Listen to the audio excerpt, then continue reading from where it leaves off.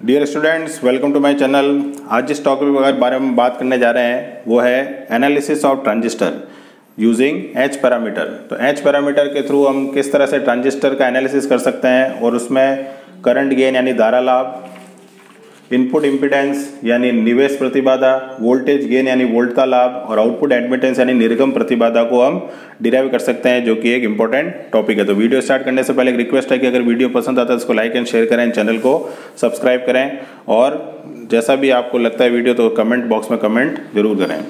तो last video जो हमने डिस्कस किया था कि एच पैरामीटर क्या होता है और एच पैरामीटर में इक्विवेलेंट सर्किट कैसे ड्रॉ होता है, उस वीडियो का जो रेफरेंस लेके हम इस वीडियो को स्टार्ट कर रहे हैं। तो ये हमने सर्किट बनाया था, इक्विवेलेंट सर्किट, हमारे लास्ट वीडियो में, जिसमें हमने डिस्कस किया था कि जो भी एच पैरामीटर की दो इक्वेशन होती है उसमें से एक इक्वेशन वोल्टेज डिवीजन को और एक इक्वेशन करंट डिवीजन को रिप्रेजेंट करती है, और ये नेटवर्क हमने कन्वर्ट किया था उसमें। ठीक है, अब इसी चीज़ को हम आगे बढ़ा रहे हैं। ठीक है, और ये आपको समझना है कि किस तरह से बनाया था। तो आप जो वीडियो यहाँ पर हमारे चैनल पे अवेलेबल है एच पैरामीटर से रिलेटेड, उसको जाके देख सकते हैं।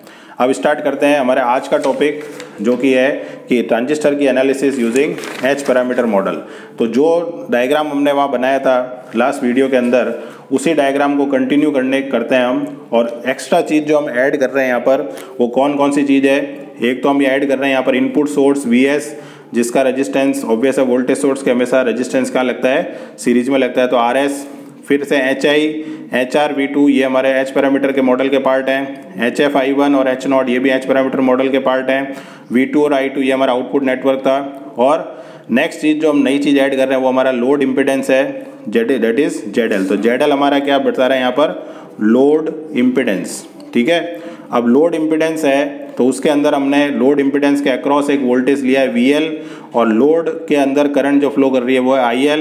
तो हम ध्यान से देख सकते हैं कि I2 की डायरेक्शन और IL की डायरेक्शन दोनों अपोजिट है, क्योंकि IL जो है वो आउटपुट की तरह काम कर रहा है। तो डायग्राम के अंदर अगर हम देखते हैं तो IL बराबर हम क्या लिख सकते हैं, अगर हमें जरूरत पड़ी तो -I2 VL, क्योंकि आउटपुट पे वोल्टेज जो है वो हमेशा पैरेलल में क्या रहते हैं, सेम रहते हैं। तो अगर हमने यहाँ पर मार्क किया है VL, ठीक है, और यहाँ पर मार्क किया है V2 और दोनों आपस में पैरेलल है, तो VL बराबर क्या लिखा जा सकता है, V2। VL बराबर क्या होगा, V बराबर होता है I इंटू R यानी IL इंटू ZL, और IL बराबर क्या है, -I2, तो -I2 इंटू ZL। तो ये हमने डायग्राम से कुछ चीज़ें लिख दी है ताकि हमें आसानी रहे आगे कैलकुलेशन करने में अगर हमें ज़रूरत पड़ती है तो सबसे पहला पैरामीटर जो हम निकालेंगे वो है करंट गेन यानी धारा लाभ। अब करंट गेन क्या होता है, हमेशा आउटपुट अपॉन इनपुट होता है, और करंट है तो आउटपुट करंट। अब आउटपुट करंट जो है वो हमारी IL है और इनपुट करंट हमारी कौन सी है, I1 है। तो यहाँ पर हम क्या मेंशन कर सकते हैं, करंट I1। तो अब यहाँ पर IL अपॉन I1 लिखा, लेकिन IL एक्चुअल में क्या है, -I2 है, तो -I2/I1 भी लिख सकते हैं। अब हमारे एच पैरामीटर की जो दो इक्वेशन थी जो हमने लास्ट वीडियो में डिस्कस किया था, V1 बराबर HI/I1, HR V2, I2 बराबर HF/I1 plus HR V2, HOV2। तो अब इस केस में V2 की वैल्यू जो हमारी है वो क्या होगी, -I2 इंटू ZL। तो V2 हो या VL हो, क्योंकि VL अगर हम लिखते हैं IL इंटू ZL, तो IL की जगह -I2 इंटू ZL, तो VL हो या V2 हो, दोनों की वैल्यू क्या है, सेम है। तो एक तरह से ये जो वैल्यू हमने लिखी है किसकी वैल्यू मानी जा सकती है, V2 की। तो इसलिए हमने यहाँ पर उसी चीज़ को रेफर करते हुए लिखा है V2 बराबर -I2 इंटू ZL। तो यहाँ जो हमने V2 लिखा हुआ है ये हमारी इक्वेशन नंबर सेकंड में है, क्योंकि हमें ध्यान क्या देना है कि मुझे किसका रेशियो निकालना है, I2/I1 का। तो ये रहा हमारा I2, ये रहा हमारा I1। ठीक है, यहाँ पर है V1, तो V1 तो हमें दिक्कत करेगा, तो V2 को अगर हम रिप्लेस कर देते हैं तो आसानी से हम I2/I1 निकाल सकते हैं, अगर V2 की वैल्यू भी I1 I2 की किसी टर्म में आ जाए, जो कि हमारे पास अवेलेबल है। तो V2 बराबर क्या है, -I2 इंटू ZL है, तो V2 की वैल्यू यहाँ पर हम पुट कर देंगे। तो I2 बराबर HF/I1 as it is, HO as it is, जो कि हमारा आउटपुट एडमिटेंस है, और V2 की जगह हमने क्या लिख दिया, I2 इंटू ZL। तो अब यहाँ पर I2 दो जगह हो गया है, तो माइनस वाली टर्म को इधर ट्रांसफर कर देंगे तो इधर आके प्लस हो जाएगा, और HF/I1 अपना उधर ही है। हमें किसका रेशियो निकालना है, I2/I1 का निकालना है। तो I2 को कॉमन ले लिया इन दोनों में से, और इधर क्या है, I1 है। तो I2/I1 की वैल्यू क्या आ गई, HF/1 plus H0 into ZL। Taking negative sign both side, क्यों, क्योंकि हमारे यहाँ पर ऑलरेडी क्या जो साइन था वो क्या था, माइनस था। तो AI यानी करंट गेन यानी धारा लाभ की वैल्यू क्या आ गई, माइनस I2 बाई I1 यानी minus HF upon 1 plus H0 into ZL। तो ZL क्या है, लोड इम्पिडेंस, HF क्या है हमारा फॉरवर्ड करंट गेन, H0 क्या है आउटपुट एडमिटेंस, जो कि हमने डिस्कस किया हुआ है।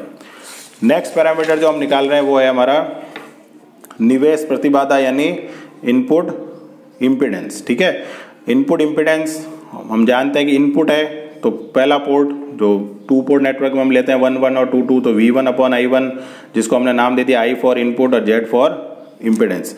अब V1 अपॉन I1 का रेशियो निकालना है, तो फिर से अगर हम H पैरामीटर की इक्वेशन में जाते हैं तो ये हमारी H पैरामीटर की इक्वेशन है। तो ये रहा V1, ये रहा I1, तो किसको हटाना है हमें, V2 को। तो अगर V2 को हटा देते हैं हम, I1 और I2 मतलब हमें चाहिए V1 अपॉन I1, तो इस तरह से हमें हटाना है कि हमें इसी का रेशियो मिले और V2 हमारा एलिमिनेट हो जाए। तो यहाँ पर क्या करेंगे हम, सबसे पहले V1 बराबर हमारा क्या है HI इंटू I1, तो HI हमारा इनपुट इम्पिडेंस है ये प्लस HR इंटू V2। तो ये हमने फर्स्ट इक्वेशन लिख दी जिसमें हमारे V1 और I1 जो चाहिए वो अवेलेबल है और एक्स्ट्रा हमारे पास क्या है V2 है। फिर हमने डिवाइड बाय I1 कर दिया पूरी इक्वेशन में, तो यहाँ हो गया V1 बाई I1, या I1 से I1 कैंसिल आउट, यहाँ हो गया V2 बाई I1। अब V2 की वैल्यू हमें जानते हैं कि हमारे पास क्या थी, माइनस I2 इंटू ZL। तो ये V2 की वैल्यू यहाँ पुट कर देंगे, तो माइनस प्लस था पहले, प्लस माइनस माइनस हो गया I2 इंटू ZL।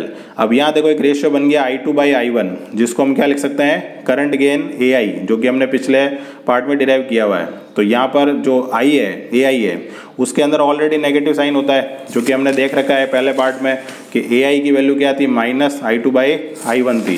तो इसके कारण क्या होगा, ये जो माइनस साइन है ये AI के अंदर चला जाएगा और AI के अंदर अगर चला जाएगा तो माइनस माइनस क्या हो जाएगा, प्लस हो जाएगा। तो ZI यानी निवेश प्रतिबाधा यानी इनपुट इम्पिडेंस की वैल्यू क्या आ गई, HI, HR, AI और ZL। HI हमारा इनपुट इम्पिडेंस है, HR हमारा रिवर्स वोल्टेज गेन है, AI हमारा करंट गेन है और ZL क्या है, लोड इम्पिडेंस।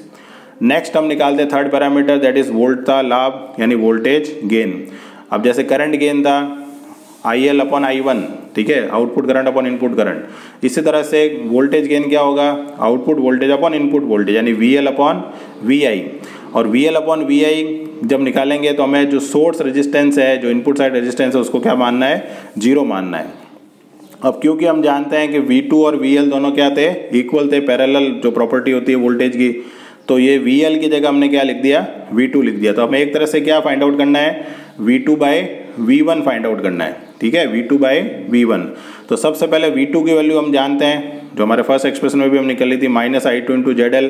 और V1 की वैल्यू अगर हम निकालना चाहते हैं तो V बराबर क्या होता है, I इंटू R होता है। I हमारा I1 हो गया और इम्पिडेंस हमारा क्या हो गया, ZI, जो कि हमने पहले भी निकाल रखा है कि इनपुट इम्पिडेंस को हम किससे रिप्रेजेंट कर रहे हैं, ZI से। तो अब हमारे पास V2 भी आ गया और V1 भी आ गया। हमें किसका रेशियो निकालना है, V2 बाई V1 का। तो हमने क्या करा, जो इक्वेशन नाम दिए 3 और 4, तो डिवाइड 3 बाई 4, तो V2 बाई V1 बराबर ये बन गया। अब यहाँ पर जो I2 minus I2 by I1 है, फिर से उसकी जगह हम क्या लिख सकते हैं, AI लिख सकते हैं। तो हमारा जो वोल्टेज गेन है वो क्या आ गया, AI into ZL upon ZI। तो एक चीज़ जो हमें ध्यान रखनी है कि सबसे पहले हमें करंट गेन निकालना है यानी धारा लाभ, उसके बाद हमें इनपुट इम्पिडेंस निकालना है यानी निवेश प्रतिबाधा, उसके बाद हमें वोल्टेज गेन निकालना है यानी वोल्टता लाभ। तो ये सीक्वेंस हमें फॉलो करना है, क्योंकि हम देख रहे हैं कि AI करंट गेन हमारे पास बार बार आ रहा है, सिमिलरली ZI फिर वोल्टेज गेन में आ रहा है। तो अगर हम करंट गेन पहले फाइंड आउट नहीं करेंगे तो हमें प्रॉब्लम आ सकती है। तो लास्ट पैरामीटर जो हमारे पास आने वाला है वो है आउटपुट एडमिटेंस। तो उसके पहले अगर एक पावर गेन की वैल्यू भी आ जाती है, जैसे पावर क्या होता है, वोल्टेज इंटू करंट होती है, तो पावर गेन क्या हो सकता है, AP बराबर AV इंटू AI। तो हमारे पास AV भी है और हमारे पास AI भी है। ठीक है, तो दोनों की वैल्यू अगर पुट करते हैं तो पावर गेन की वैल्यू यानी एक तरह से हम कह सकते हैं कि पावर जो लाभ होता है उसकी वैल्यू क्या आ जाएगी, AI square ZL upon ZI। तो ZL हमारा लोड इम्पिडेंस है और ZI हमारा इनपुट इम्पिडेंस है और AI हमारा करंट गेन है। अब लास्ट पैरामीटर जो यहाँ पर फाइंड आउट किया जाता है यूजिंग H पैरामीटर ट्रांजिस्टर के अंदर, वो है निर्गम प्रतिबाधा यानी आउटपुट एडमिटेंस। अब आउटपुट है तो ऑब्वियस है कि आउटपुट पे अगर जाएंगे तो I2 बाई V2 और एडमिटेंस है तो I बाई V और इम्पिडेंस यानी Z है तो V बाई I। तो ये हमारा जो बेसिक चीज़ है वो हमें ध्यान रखनी है। तो अब अभी हमने जो वोल्टेज गेन निकाला था उसमें RS को 0 किया था, सोर्स रेजिस्टेंस को। जब हम आउटपुट एडमिटेंस निकालेंगे तो हम VS यानी इनपुट जो सप्लाई है उसको हम 0 मान के चलेंगे, तो ये हमारा एजम्पशन होगा। अब I2 बाई V2 का रेशियो निकालना है, तो जो हमारा एच पैरामीटर की जो इक्वेशन होती है, दो इक्वेशन, उसको अगर हम ध्यान से देखते हैं तो I2/V2 ये रेशियो में निकालना है। तो यहाँ तो V2 है नहीं, या ये V2 ये रहा, और V2/V1 है और I1 है, तो हमें चाहिए I2/V2। तो यहाँ पर हमारे पास I2 नहीं है, तो कौन सी इक्वेशन हम काम में लेंगे? Equation number second. तो I2 वाली जो इक्वेशन है हमारी वो लिख दी हमने। I2 बराबर क्या है? HF(I1) plus H0 into V2। फिर हमने डिवाइड बाई V2 किया दोनों तरफ, तो I2/V2। तो एक तरह से ये क्या बन सकता है हमारा Y0। यहाँ पर जब डिवाइड करेंगे तो यहाँ क्या बनेगा? I1/V2, और V2 से V2 यहाँ क्या हो गया? Cancel out. तो I2/V2 को हमने क्या लिख दिया? Y0। यहाँ पर जब आए H0 और HF I1/V2 by putting VS equal to 0। अब हम अगर इसका रेशियो निकालना है I1/V2 का, तो हमारा काम हो जाएगा। तो I1/V2 का रेशियो निकालने के लिए अगर हम इनपुट सर्किट की तरफ जाते हैं, ठीक है, इनपुट सर्किट की तरफ जाते हैं और हम VS को अगर 0 पुट कर देते हैं, तो ये हमारे पास I1 है, ये हमारे पास V2 है, तो I1/V2 का हम रेशियो इनपुट साइड से निकाल सकते हैं। तो ये हमने लिखा है for finding the value of I1/V2 from input section. तो VS हमने क्या कर दिया? देखो 0, तो क्या क्या बचेगा? एक तो हमारा RS, ठीक है, करंट फ्लो कर रही है I1, HI, HR और V2। तो एक तरह से ये क्या बन गया? एक सीरीज सर्किट जिसके अंदर हम क्या लगा सकते हैं? KVL यानी किरचॉफ वोल्टेज लॉ। तो इसके अंदर अगर हम देखते हैं तो ये भी हमारा एक ऐसा पैरामीटर है जो एनर्जी कंज्यूम करता है, ये भी एनर्जी कंज्यूम करता है, और ये डिपेंडेंट सोर्स है वो भी एनर्जी कंज्यूम करेगा। यानी कोई भी एनर्जी सप्लाई करने वाला था उसको हमने क्या मान लिया? 0। तो इसलिए राइट हैंड साइड में क्या लिख दिया गया? 0। तो किरचॉफ वोल्टेज लॉ में V फाइंड आउट किया जाता है, और V की वैल्यू हम सब जानते हैं कि क्या होती है? I इंटू R होती है। तो I1 into RS plus HI जो हमारा रेजिस्टेंस की तरह काम कर रहा था, HI इंटू I1 प्लस, क्योंकि ऑलरेडी वोल्टेज है, HR इंटू V2 बराबर 0। हमें किसकी वैल्यू निकालनी है? I1/V2 के। तो I1 इन दोनों में, तो I1 क्या ले लिया? कॉमन। HR V2 बराबर 0। V2 को उधर ट्रांसफर कर दिया, I1 ये रहा, V2 ये रहा, तो I1/V2 में minus HR upon RS plus HI। तो ये वैल्यू हमारे पास किसकी वैल्यू आ जाएगी? I1/V2 की। अब ये जो I1/V2 है ये हम कहाँ पुट कर देंगे? यहाँ पर।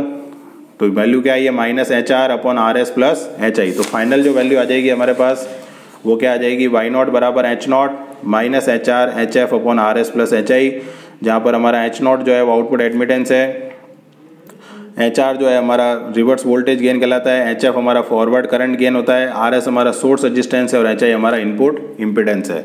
तो इस तरह से हम ट्रांजिस्टर मॉडलिंग के अंदर जो ट्रांजिस्टर होता है उससे रिलेटेड जो करंट गेन है, वोल्टेज गेन है, इनपुट इम्पिडेंस है और आउटपुट एडमिटेंस है, यानी एक तरह से वोल्टा लाभ, धारा लाभ, निर्गम प्रतिबाधा और निवेश प्रतिबाधा की वैल्यू को फाइंड आउट कर सकते हैं। तो आशा करता हूँ कि वीडियो पसंद आया तो लाइक एंड शेयर करें, चैनल को सब्सक्राइब करें और कमेंट भी अपने लिखें वीडियो में कैसा लगा आपको वीडियो।